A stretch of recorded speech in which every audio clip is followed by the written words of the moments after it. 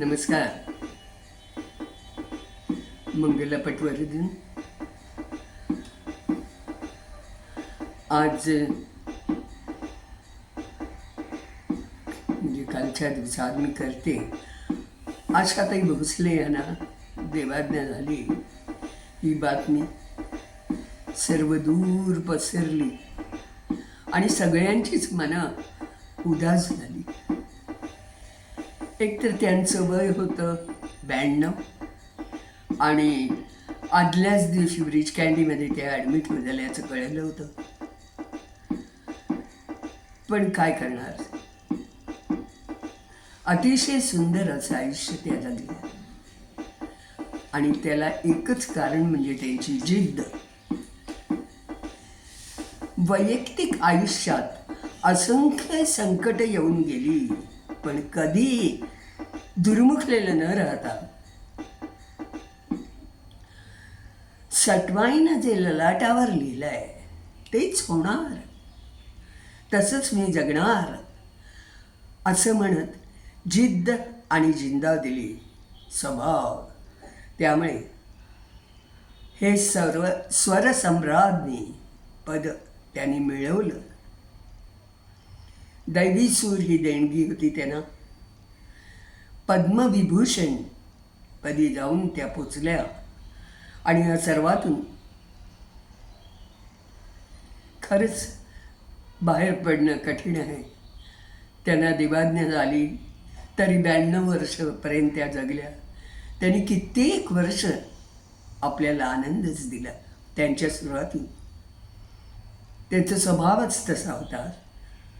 अतिशय खिलाडू वृत्ती होती, नेहमी हसतमुख चेहरा आणि त्यामुळे आणि सुंदर सूर.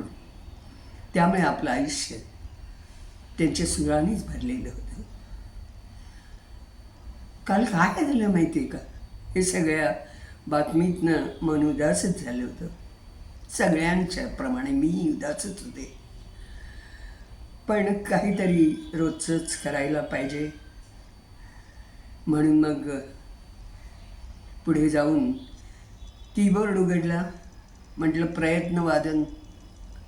मी अगदीच सामान्य गृहिणी, पण तरी म्हटलं कीबोर्डवर जाऊन आता आपली वेळ घालवायचा, प्रॅक्टिस करू असं म्हणून मी आले आणि माझं हार्मोनियम गाईड ते पुस्तक घेतलं आणि पुस्तक उघडलं आणि काय आश्चर्य. अहो, हे अघटित होतं. जे गाणं मी वाजवणार नव्हते ते माझ्या पुढे आलं. ते पान बरोबर उघडलं गेलं. कुठचं होतं गाणं? आशाताईंच्या भावना, ए मेरे दिल कहीं और चल.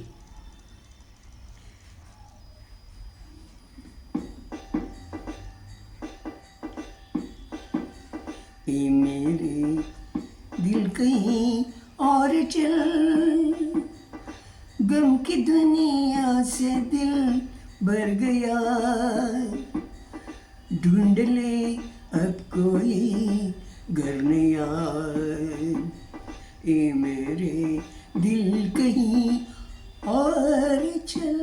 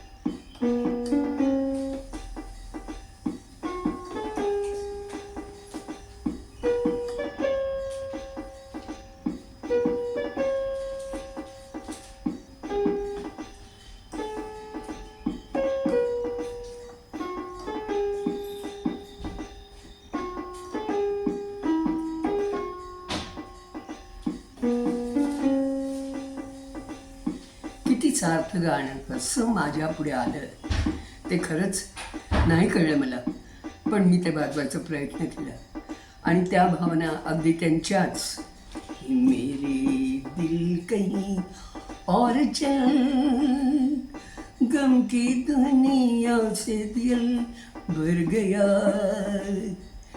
ढूंढ ले अब कोई घर नया. असंच झालंय. खरं म्हटलं तर मी एक गृहिणी, सामान्य गृहिणी, आणि माझ्या सारख्या बऱ्याच कोटी कोटी गृहिणी, आम्ही तर आज आशाताईत ना कधी भेटलोही नाही, पण तरी असं कधी भासलंच नाही. त्या आमच्या घरामधून, त्या सुरांच्या वाटे आमच्या घरात आमच्या बरोबर त्या सुख दुःख सर्वामध्ये त्यांचे सूर आम्हाला आनंद देत होते, आमचं जीवन बदलत होते. त्यामुळे एखादी घरातली व्यक्ती गेल्यावर जसं दुःख होतं तसंच ते झालं. हा गेल्या ही बातमी ऐकून डोळ्यामध्ये अश्रू आले. पण परत म्हणजे बघा ना, ते कधीही मी त्यांना बघितलंच, म्हणजे ह्याच्यामध्ये बघितलं. तुम्हाला सांगते, केवळ रेडिओ, आकाशवाणी, दूरदर्शन, टी व्ही या माध्यमांतून त्यांचे सूर सतत आमच्याबरोबर होते. अशी ती जवळीक होती. कुटुंबात नसून कुटुंबात असल्यासारख्याच त्या वाटायच्या. अगदी सुखदुःखात त्यांच्या स्वरामुळे बदल व्हायचे. म्हणून आज त्यांना ही स्मृतिवंदना. आज जरी डोळ्यात अश्रू तरारले ना, तरी मला नक्की माहिती आहे की आठवणीतले हे सूर गाण्यातून सदैव सदैव आमच्याबरोबर असतील आणि आम्हाला नेहमी आनंद देतील. आशाताई, आशाताई, तुम्हाला प्रेमपूर्वक वंदन. आठवणीच्या सुरातून तुम्ही सदैव आमच्याबरोबर असाल आणि आम्हाला आनंदी ठेवाल. ही स्मृतिवंदना आणि प्रेमपूर्वक अभिवादन. ईश्वर तुमच्या आत्म्यास शांती देवो, ही प्रार्थना आम्ही कोटी कोटी महिला तुमच्याकरता करतोय. म्हणून हे प्रेमपूर्वक वंदन आणि भावपूर्ण श्रद्धांजली